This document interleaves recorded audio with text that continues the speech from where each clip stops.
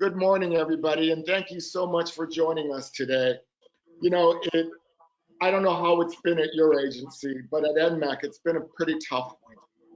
And we've lost so many people. And the only thing that kind of we have to carry on through this is each other. And so I thank you for joining today's webinar. As you can see, we've got a lot of both NMAC staff as well as Harold Phillips joining us. But before we get started, I'm going to walk you through some of the logistics. If you look at your right-hand side of your webinar, you will see a thing called Go to Webinar Control Panel. In that, you'll see a box that says questions. If you could click it so that the arrow goes down, that will allow you to put questions into the panelists as they speak. And so what we try to do as a experiment to make sure that everybody could do this is we'd like you to put into the question section your name, your agency, and where you're from.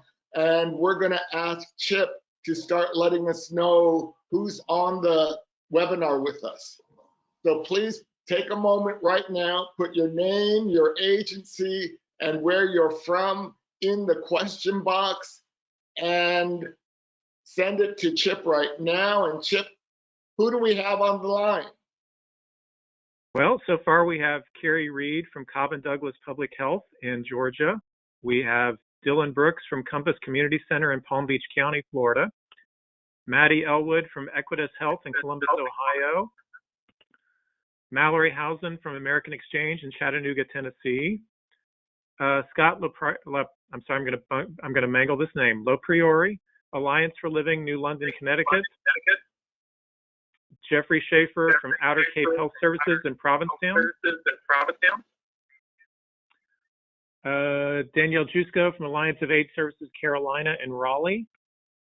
Donna Powell from Fredericksburg. Lots of folks from all over the country. We're getting New York, Hollywood, Florida, Jacksonville, Florida, folks from all over the country this morning.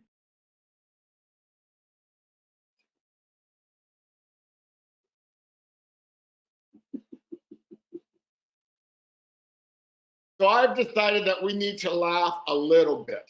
And since I'm the biggest stag around, I decided to wear my stag headdress for all of you for this meeting. And what we're going to be doing is smiling because we need to smile. You know, we need to laugh, even if it's gallows humor. That was one of the things that I learned in the darkest days of the epidemic, when we were losing more people than we ever thought we would lose. We had to laugh. We had to smile. We had to remember our humanity. And so part of this webinar is about sharing some information that you're going to be getting. But part of it is also a check-in. We want to take some time to make sure that all of you are okay.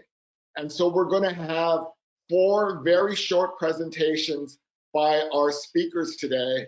And then what we're going to do is spend the majority of the time asking questions. You'll be able to ask questions of all of us. You can ask about the presentations. You can also ask about last week's topic, which was the PPP, the Paycheck Protection Program. I know that it's been a very, very difficult rollout and that very few of us have been able to apply. I will tell you that from my personal experience, NMAC has not been able to get online yet. Our bank is not accepting applications. However, in speaking with them, they tell us that it should be any day now. Now, they said that on Monday and it's already Thursday, and so we're a little worried. But I'd like to talk about all of that with you. We'll also talk about other kind of resources that may be coming up. But let's get started with today's webinar. I want to introduce our first speaker. And, you know, I'm going to talk about Harold. Harold's official title is the Chief Operations Officer for the Federal Plan to End the HIV Epidemic. But for most of us, Harold is just a friend and someone who, so I'm going to tell you a secret, everybody. Harold's about to die right now. He's looking like, what is it? Just for those of you who don't remember, Harold used to work at NMAC, and we're so proud of him. We are so proud of him and what he's doing and what he's accomplished. And so I'm going to turn it over to Harold to make this presentation, and then he will in turn turn it over to Moises, who will turn it over to Ace, who will turn it over to Tara, and that we will get through these presentations and then open it up to questions. We really appreciate you all being here and understand that these are very unprecedented times. So folks, here's Harold. Thank you all.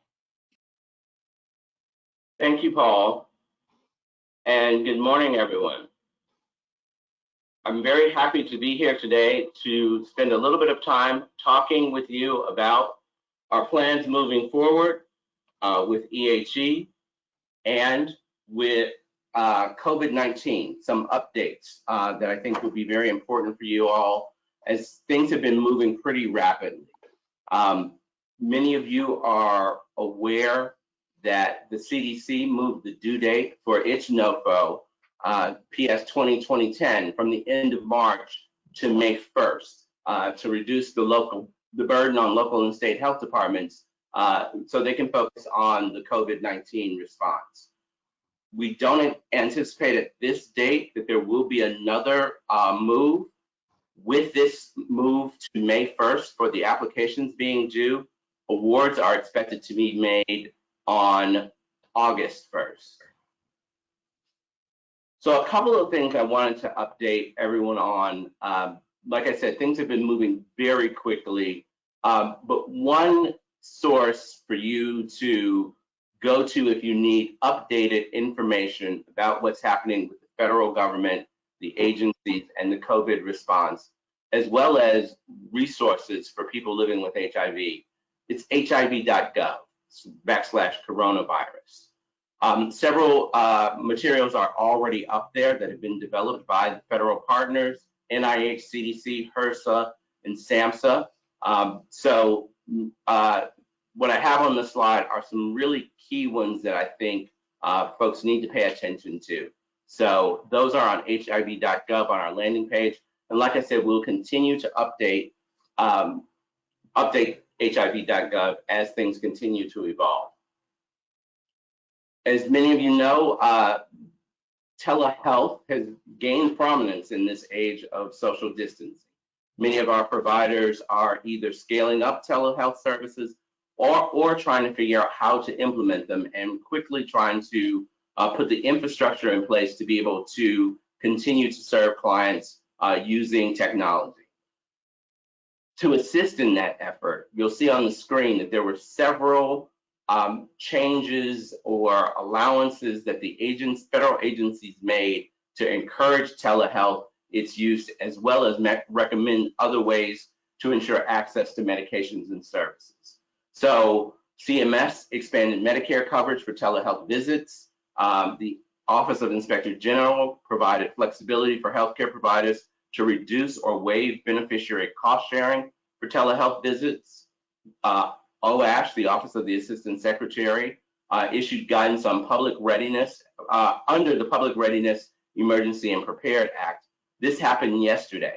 It authorized licensed pharmacists to order and administer COVID-19 tests. This includes both retail and community-based pharmacies. So in this effort, we expect that it will help scale up COVID-19 testing.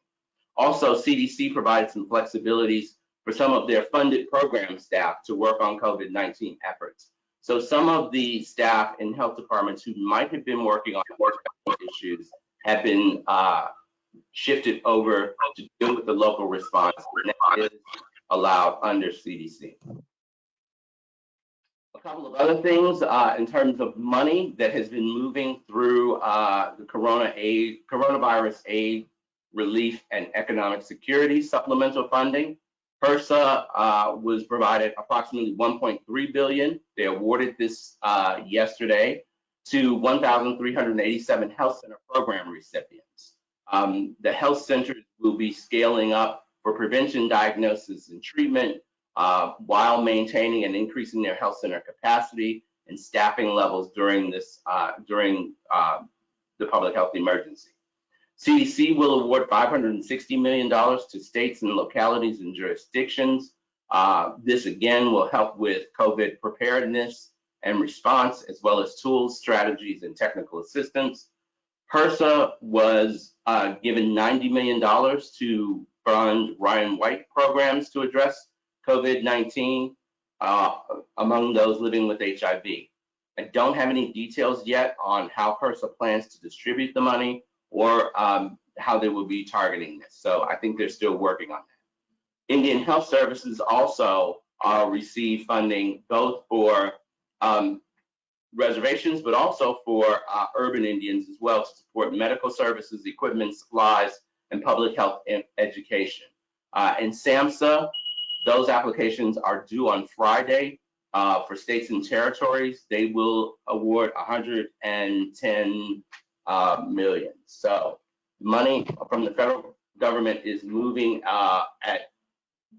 pretty quickly at a quick pace. The agencies are taking different approaches in how they are getting the money out. So if you are a recipient of HRSA or CDC and you haven't heard, I advise you to contact your project officer and see if there are additional details that you can get. Also, pay attention to how your state is going to distribute the money to ASOs, CBOs, and clinics because this is a key opportunity. So in terms of EHE and moving forward, the initiative remains an administration priority. We had an all-hands meeting, I think it was March 16th. Brett Giroir, the Assistant Secretary for Health, was there, and he reaffirmed the commitment to EHE and that HIV remains still a priority of the administration. The challenge right now is figuring out how to move slowly and respectfully, given what's happening locally. So I'll talk about where we are overall with the initiative, and then I'll give you some updates on how we think we will be moving forward in the next couple of months. So we've established the Prevention Through Active Engagement, Community Engagement Program in Region 4, 6, and 9. These are public health service officers who have been working with the community and are coordinated through my office to provide EHE updates, engage community stakeholders, understand the planning process. They also are a great source of information that gets back to us and our office that helps us work effectively with the federal agencies. We have also implemented the jump starts in phase 1 jurisdictions.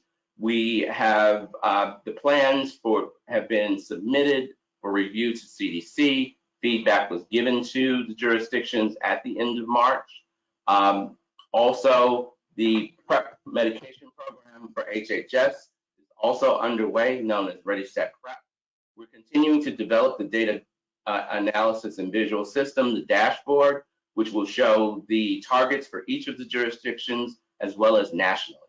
We have been successful in collaborating with other federal colleagues, HOPWA, Office of Women's Health, Office of Minority Health, Office of Population Affairs, and VA, Veterans Affairs, all in aligning with the plan to end the epidemic, but also bringing to bear some of their insight, their expertise, and sort of understanding where their niche is and how they can work with us to end the epidemic. We've got future collaborations on that we will be looking at and probably figuring out how to move forward with those in the next couple of months, since that would be just our federal colleagues engaging in that piece of it. As of April 1st, the co-sponsoring pharmacies, which are on the screen for the Ready, Set, PrEP program, as of April 1st, these are the only pharmacies where you can pick up your prescription if you are enrolled, pick up or have your prescription mailed if you are an enrolled participant in the Ready, Set, PrEP program.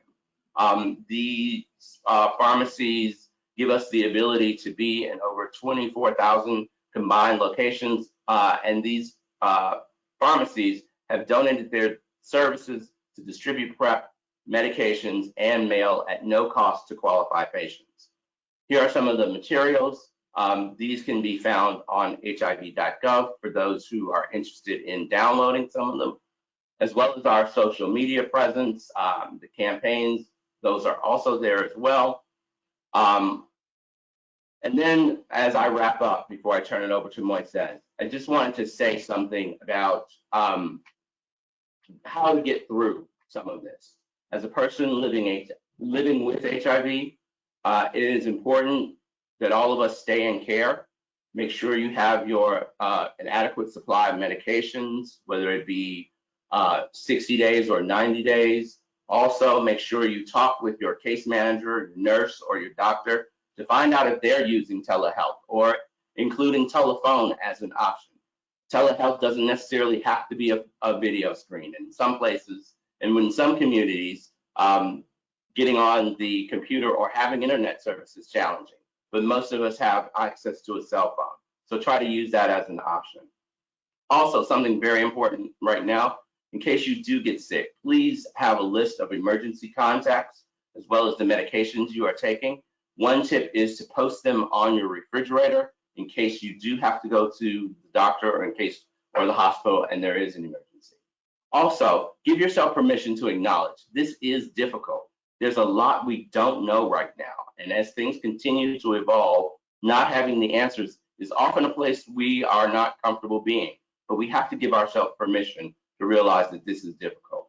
Also, practice gratitude and don't focus on what we have given up or lost. I have a gratitude journal that I sort of write a short paragraph every day that is sort of helping to keep me centered and keep me focused on being grateful for what I have, especially my health and that of my family right now. Staying mindful in both and being present in both mind, body, and spirit, and finding ways to recharge and renew. SAMHSA has an online resources that we also have on hiv.gov, which are tips for social distancing, quarantine, isolation during an infectious disease outbreak. Also, develop and use your support network. Call family, call friends, video chat, check on neighbors, but keep your distance. We'll get through this together because of our kindness, our caring, and we'll follow the science. I thank you all for being committed to serving people living with HIV and those at risk during this challenging time.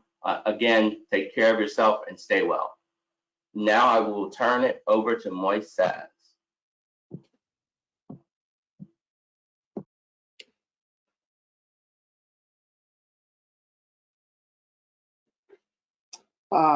Good morning, everybody. I'm very pleased and happy to be here with you this morning.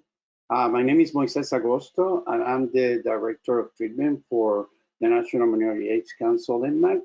And I'm here to talk to you about the special considerations that we need to have regarding people living with HIV. I am myself a person living with HIV. I got tested in 1986, so I've been living with HIV for 34 years. And also, I am a person over 50 aging with HIV.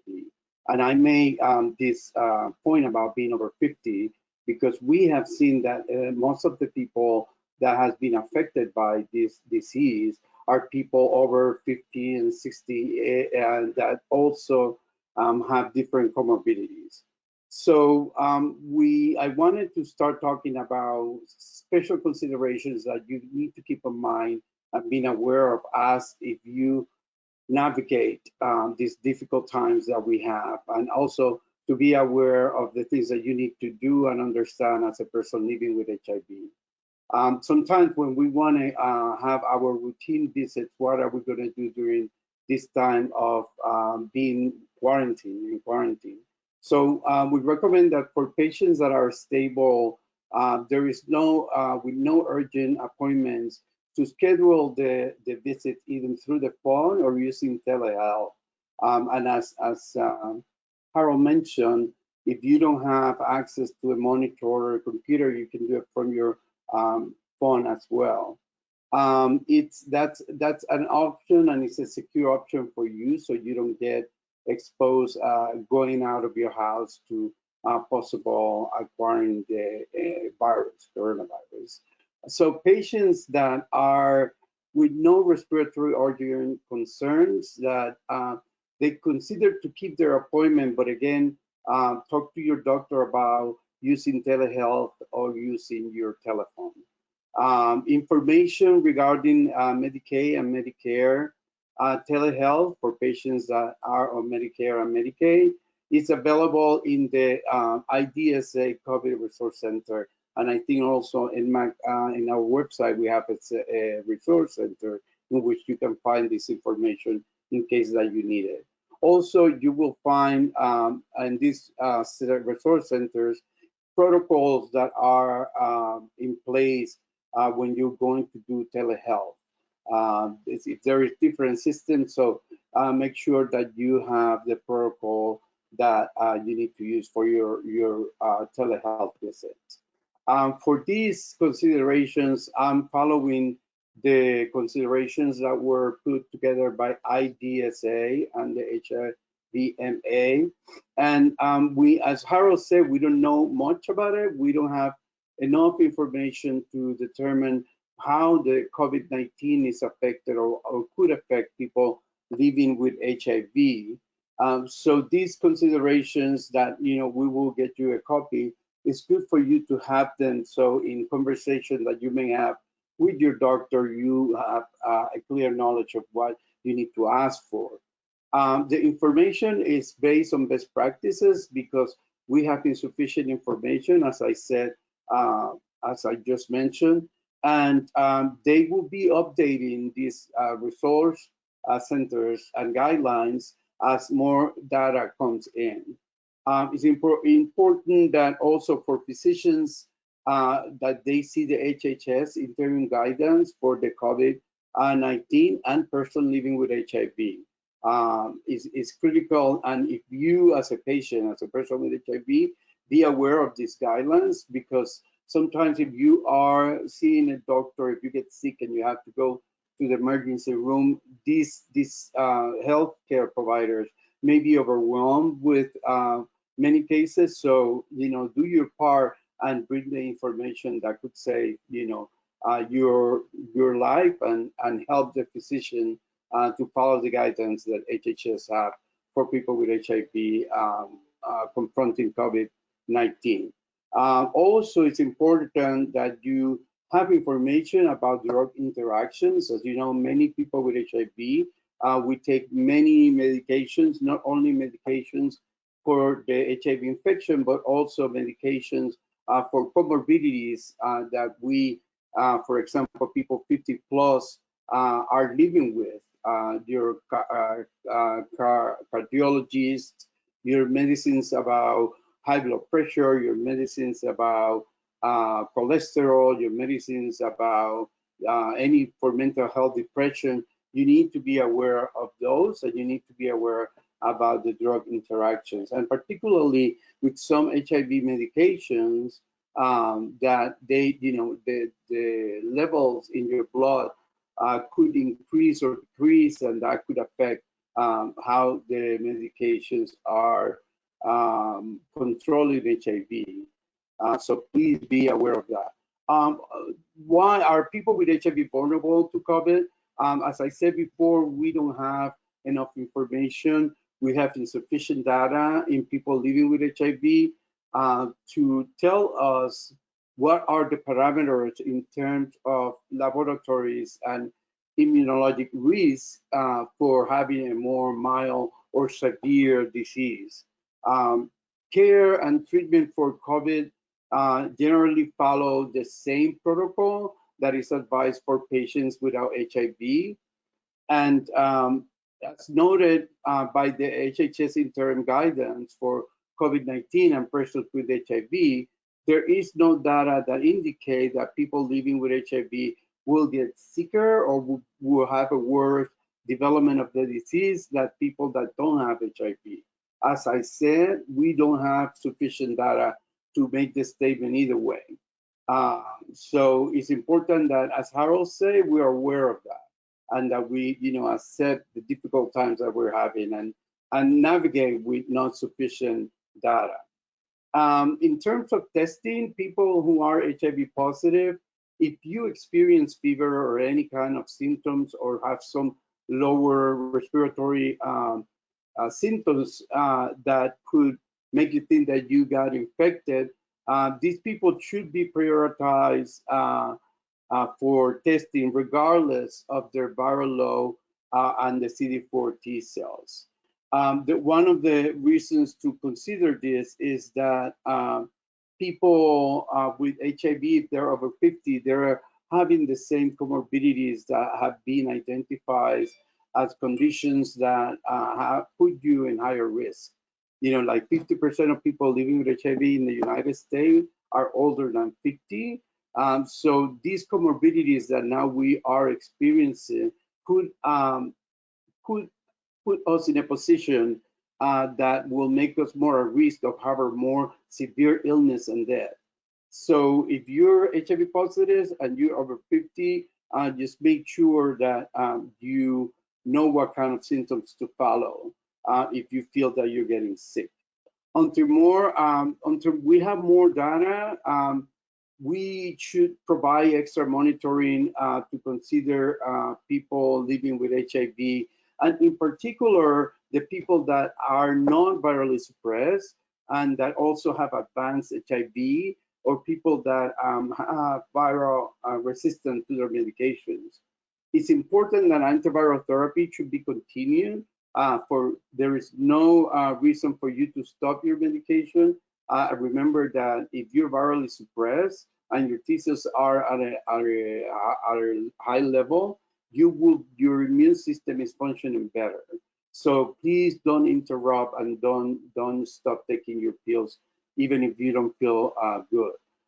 If you are in the middle of changing therapies, if you can discuss with your doctor about, how that could be done in a way that is safe for you, please do so. Don't do that by yourself. I know many people have been hearing that there are these HIV medications that have been used to treat COVID-19, but now we got some data that said that these medications, lopinavir, I think was one of them, and azithromycin together, they do not provide any kind of benefit to treat COVID-19. So the fact that you are on antiretrovirals doesn't mean that you're protected. And we have heard a lot of misinformation in the community about that. You have to keep taking your medication just to control your viral load, but not to prevent or treat COVID-19. Viral load monitoring, you should, if you are virally suppressed and you have been taking your medication as prescribed and you don't have any challenge about being adherence, you should continue to take your medications and monitor your viral load. You can postpone it and delay it until 6 months, additional 6 months. For patients who have recently initiated antiretrovirals and they are not still virally suppressed and have some challenges with adherence or are drug resistant to the previous medication, you should be prioritized to take a viral load testing, and even if you need to in terms of COVID-19. By deferring your viral load test, it's what we're trying to do is to lessen the burden on clinical virology laboratories and healthcare workers. So, if you are healthy and controlling your HIV, please, postpone it. If you're having challenges or changing your medication and not virally suppressed yet, and you need to make a decision about being tested, do so. Prescription drug refills, we advise that people keep at least a supplemental of 30 days of supply. Consult also your insurance. There are insurance that are doing this, giving you early refills. And also there are information with your AIDS drug assistance program. You should contact your state, your local ADAP, and figure out what are the policies that they are following in terms of providing medication ahead. Routine office visits, again, for stable patients, just talk to your doctor, see if you can do telehealth. And as I mentioned before, if you have trouble with respiratory or urine concerns. You know the drill in terms of social distancing for people with HIV. These and other measures like washing your hands and those others that masks that are made of cloth, make sure that you follow those as well so you keep safe. When you go out, wear your mask. So this is all I got for you today. We will address questions later on, and I'm going to pass it to Ace.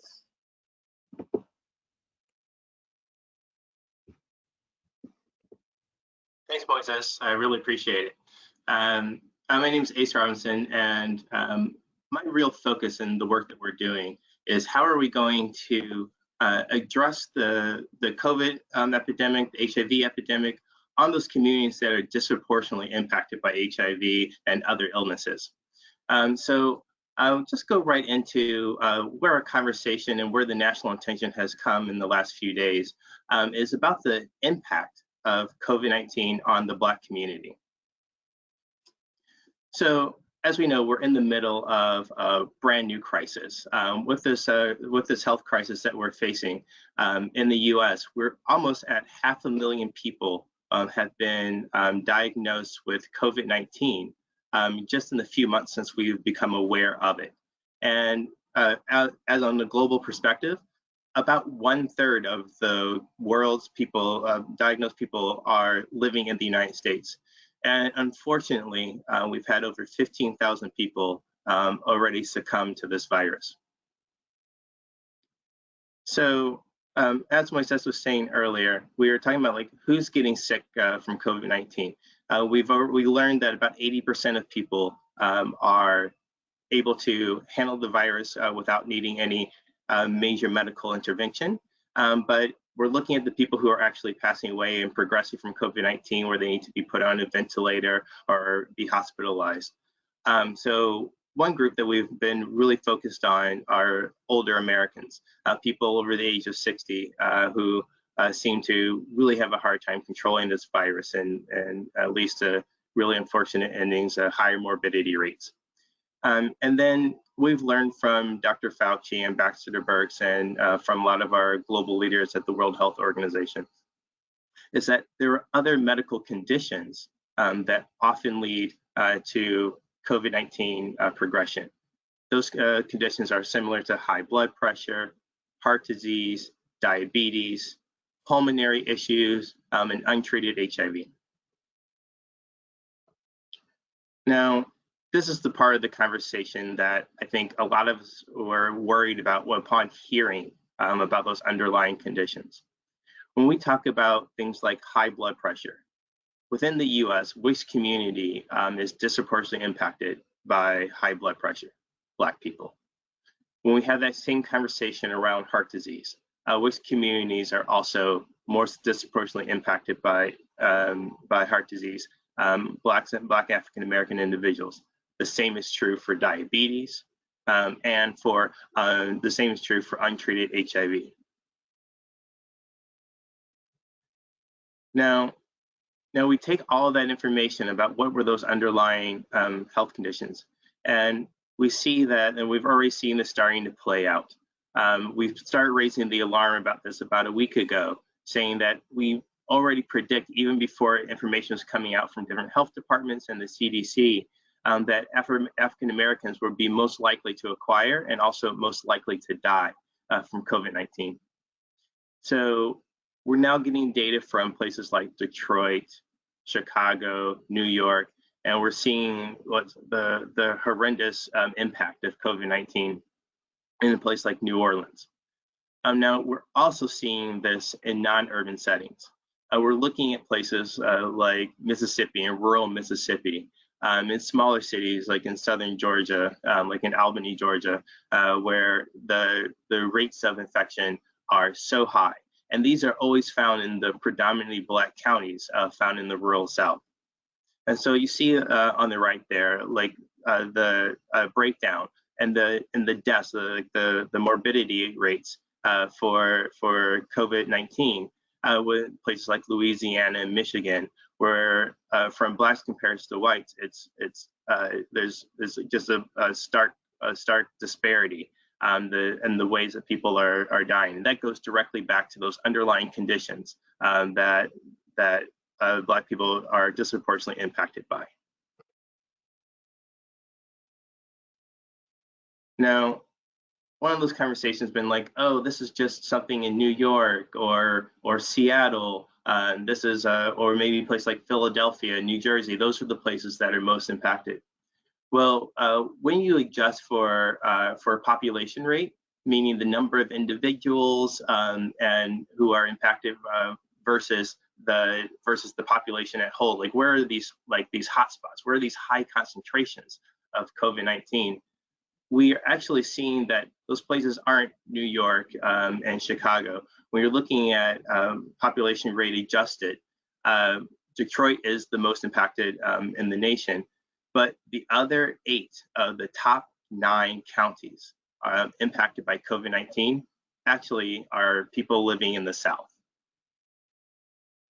And I spoke earlier about places like Albany, Georgia, and looking at the state of South Carolina, the state of Mississippi, also in the state of Arkansas, and Little Rock and Pine Bluff. And so we're also looking at the parts of the country where they've had a very slow responsive, no response to COVID-19 when it comes to social distancing and mandatory curfews. So we really are trying to get all those pieces together to make sure that we're making sure people are aware of COVID-19, especially if they're in a region of the country where they're going to be disproportionately impacted by the virus. Now, we started this conversation with Mr. Phillips from Health and Human Services. And for him, he's leading the Ending the HIV Epidemic initiative. Well, what we already know about HIV is that a lot of what we're learning about COVID-19, it sounds so familiar to what we've been working with in the HIV field. African Americans are disproportionately impacted by HIV, more likely to acquire it, and also more likely to die from HIV in the United States. And also, where do the majority of people living with HIV reside? They reside in the South. And if you see in that bottom right picture of the map, like that heat map, so meaning the dark red is where you have a higher increase of people living with HIV per capita. So when I'm saying places like North Mississippi, Southern Georgia, you see in those regions is very dark red. And those are also the same regions where we're finding higher rates of COVID-19. So it really comes down to, why is that? Some people use the term social determinants of health. Other people, when they're talking about the same thing, they talk about racism. So when we're looking at things like diabetes, heart disease, what are some of the factors that can lead to a disproportionate impact of those diseases? Look at things like food security. When you leave your house, how far do you have to go to get to a grocery store that has fresh fruits and vegetables? How far do you have to go to find some place that you're able to just get a meal, for a takeout meal from a restaurant that's going to make things that aren't cooked in butter, or something that's really cheap and not really actually going to help you with ensuring that you're going to live a long, healthy life. We look at issues around housing stability. So are you more worried about where you're going to be sleeping at night before you can worry about anything related to your health? When we talk about those social determinants of health, I can't have a nuanced conversation with you about your health care, whether you're taking medication, what kind of food you're eating, if you worry about where you're going to be sleeping at night. And then we talk about things like environmental toxins, like what in your environment is going to mean that you're going to develop asthma or COPD. Like if you're looking at higher rates of pollution, where we're looking at issues related to water security, all these things are factors in your life that can lead to those underlying conditions that we spoke about before. And that big one, access to health insurance. Did we remember I said that most of people living with HIV and most of the highly impacted regions for COVID-19 are in the South. In the South, the vast majority of the states have not done Medicaid expansion. So we know that there are so many people who are not able to see a primary care physician, who are not able to get the health care they need until there's an emergency, and then they have to go into the emergency rooms. And all that is all tied into your access to education. And what we're seeing right now is how your access to a quality job, how is that impacting you? We keep talking about things like social distancing, but if you have a WFH, meaning work from home, if you are unable to work from home, social distancing is not part of your life. The big thing that you worry about right now is putting food on that table and making sure there's a roof over your head. You don't have the opportunity to stay at home and telework like many of us who might be on this call are doing. You have to get out there, get on the subway, drive to work, be around other people.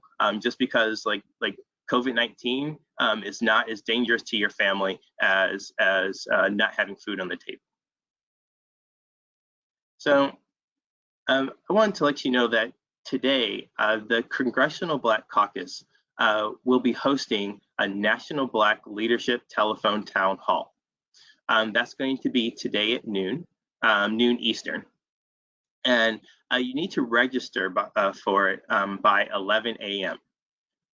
At this telephone town hall, the leaders from the Congressional Black Caucus will give an update and then also take input from you on how we can organize, mobilize, and push for policies and resources to benefit the Black community.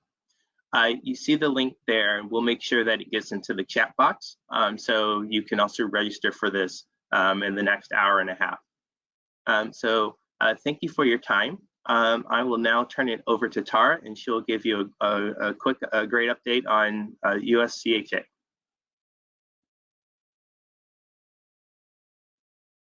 Thanks, Ace. Hi, everyone. Again, my name is Tara Barnes-Darby, and I'm the Director of Conferences at INMAC. We produce the United States Conference on HIV and AIDS, as well as the Biomedical HIV Prevention Summit. Today, I wanted to give you a very brief update on the status of this year's USCHA in terms of whether it's going to happen. So, like other conference planners, we're in a waiting period right now as we assess the current state of COVID-19 in our communities.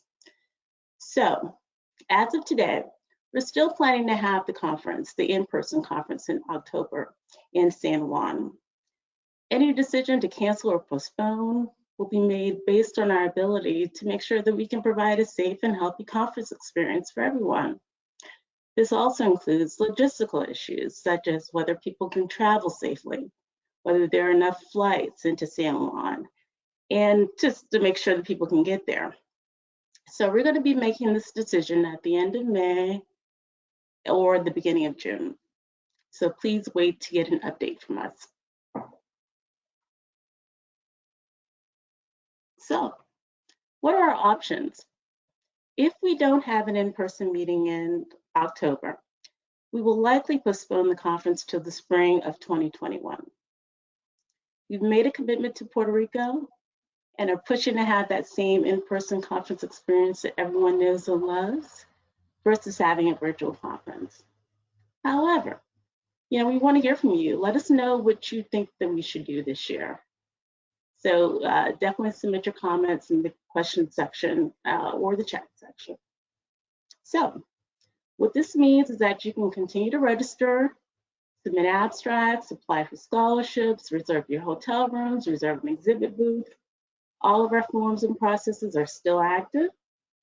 If we decide not to have the conference this year, INMAC will offer a full registration and exhibit refund. So you don't have to worry about losing your money. However, I do advise against purchasing any flights right now until you get the official update from us. And again, that's going to be at the end of May or the beginning of June. So that concludes my very brief update. If you have any questions that I haven't addressed, please submit them and we'll take them at the end of the call. Thank you. So folks, we're going to go to questions now, and I'll ask all of the presenters to come back online and join us as you ask questions. And so the way you're going to be asking questions is you're going to type it into the question webinar. Tar, we can still see your screen. And then Chip will read off the questions to us. But before we do that, I wanted to make one appeal. And that appeal is that at the end of this webinar, you're going to get a evaluation form. And we want you to be brutally honest with us about this format. We're learning. And that part of what we need to understand is that distance learning is something that's going to be a part of our work in a very profound way. And we want to make sure that we can speak to the communities that we historically speak to. And this is a new technology. And so we really want your feedback on how to best use this technology to meet the needs of our diverse constituency. So with that said, voice in the sky, Chip, what do we have for our first question? So our first question is, what is being done to increase access to COVID testing? Will persons at higher risk be prioritized? And how will trained community workers with HIV experience be utilized? So this is what I'd like to do with this one. You got to smile, folks. You got to smile. I am going to turn this one over to Harold. And Harold, what is the answer? We may not know all the answers.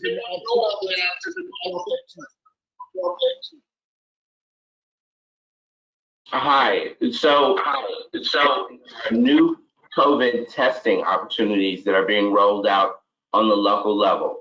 I would advise you to check with your local health department. Also, here in DC, they've been announcing on the news as new testing sites open up as well. So that's another source for the information about sort of where testing is happening locally, and also what the priorities are. I think most places are asking you to phone first, and then they put you through the screening, and then you can actually go in and get the test. But now that pharmacists will be able to order and administer COVID tests, and I'm not sure how fast that's going to start up. It was only announced and approved yesterday, so I'm guessing it may start next week. But there are definitely other testing opportunities, and check with the local authorities would be the best bet. I don't know if anyone else wants to add.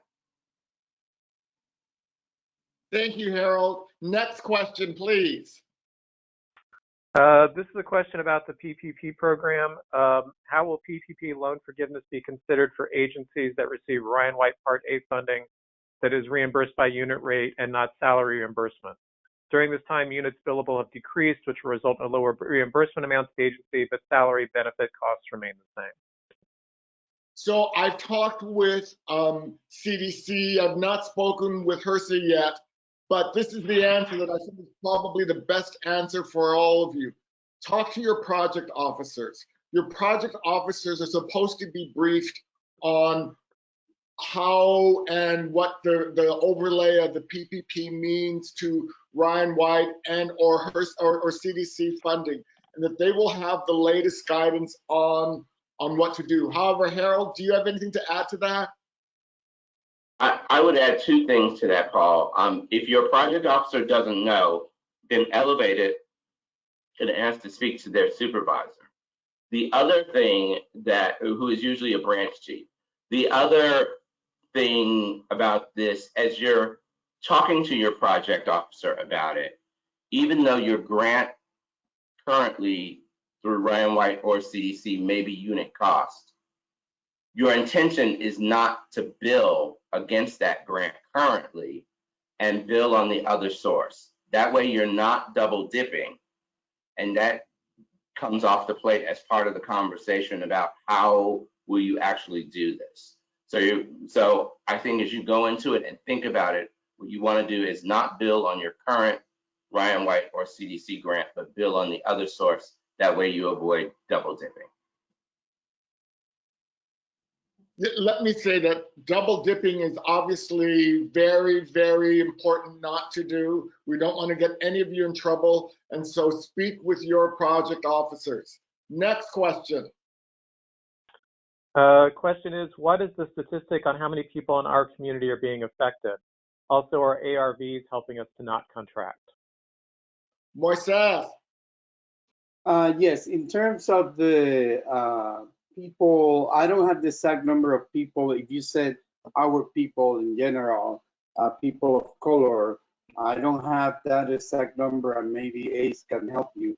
But regarding the use of antiretrovirals for COVID-19, as I mentioned previously, there has been a lot of misinformation about this. You know, in the beginning, we looked and found that and thought that probably lopinavir, which is a protease inhibitor, could be used to treat COVID-19.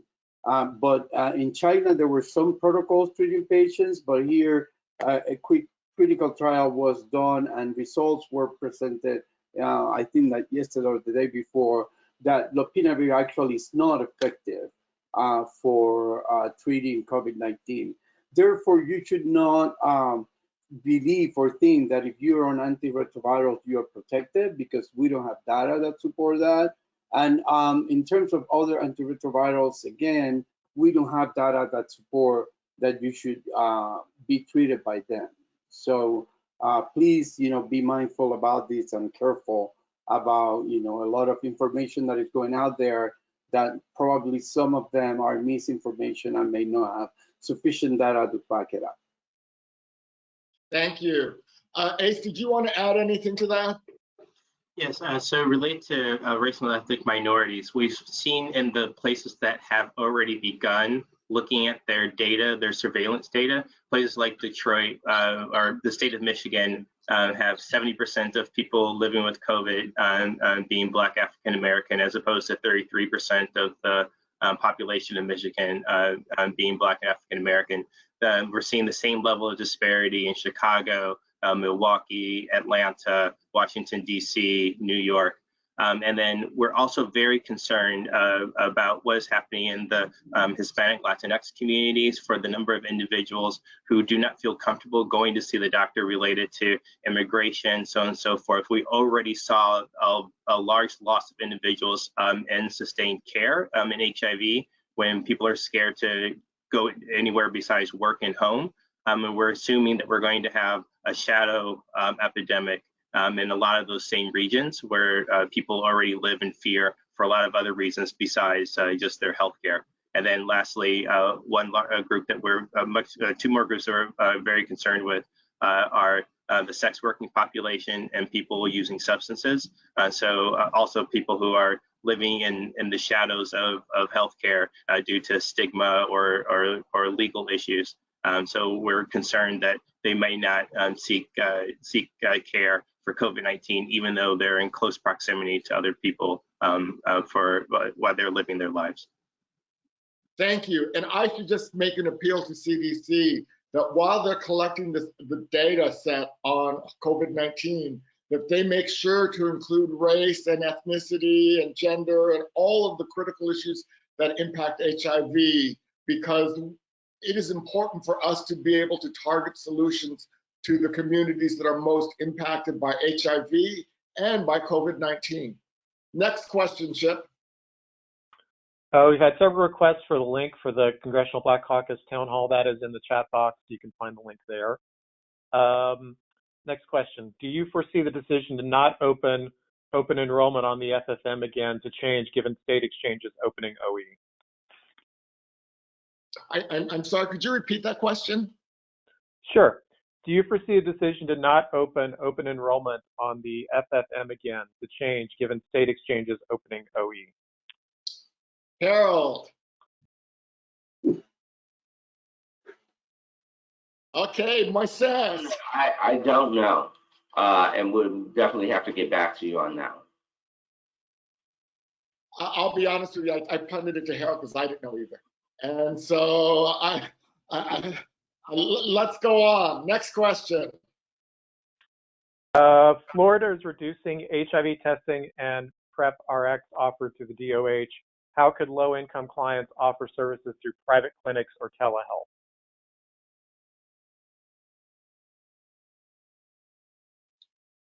Anyone? Can you repeat the question? Sure. Florida is reducing HIV testing and PrEP RX offered through the DOH. How could low-income clients offer services through private clinics or telehealth? There has been an increase in funding that is available to utilize telemedicine in a reimbursable model through CMS, and that is going to go. That will go across. Utilize that allowance, those waivers. So that's the piece that goes to engaging your insurance or your health commissioners and with your state legislatures to make sure that they're utilizing those waivers in an appropriate manner to utilize all telehealth options. Those telehealth options have been really great. We've seen obviously a great increase because physicians are no longer seeing clients face to face. So if you are going to be able to utilize HIV testing and eventually rapid COVID-19 testing once it becomes available, that is going to be a good option that's going to be viable for you. But it does go state by state. So in the state of Florida, I can't speak to, but you will. The options are available to increase your telemedicine options. Great. Chip, next question. Question for Tara. If conference needs to go viral, will there be discounts to attend or possibly it being a free first come, first serve registration? We haven't made that decision yet, but we'll provide that information when we decide at the beginning of June. On that question, I would be curious and what people think about going to a virtual conference versus an in-person conference. But while you're thinking about that and putting your answers in the questions, Chip, what's the next question? It's a suggestion. Coordinate decision on USCHA with Harm Reduction Coalition, which is holding its conference in San Juan the same week in October. Absolutely. Yeah, and we've had early conversations actually before this happened. So we're definitely going to be in touch with Harm Reduction Coalition, since right now, currently, they're scheduled to happen a few days after USCHA. And we strongly encourage people, if our conference happens and if their conference happens, to try to attend both. I think it would be a great experience. Chip, next question. Given Dr. Fauci's recent acknowledgement of how Blacks, African Americans are disparately impacted in terms of various health issues, will NMAC reach out to Dr. Fauci to discuss what NIH plans to do to address these issues? So you should know that I have reached out to Dr. Fauci already. You know, I left him a voicemail, particularly last week, because people were going after him in such an ugly way, and I just wanted him to know that he was my hero and that he was the hero of our movement, and that I am so proud of what he is doing and how he is standing up for so many communities. So absolutely, we are in communication with him and his office. The other piece that you should note is, I don't know if you saw yesterday's press conference where he talked about the LGBTQ community and how they fought against stigma.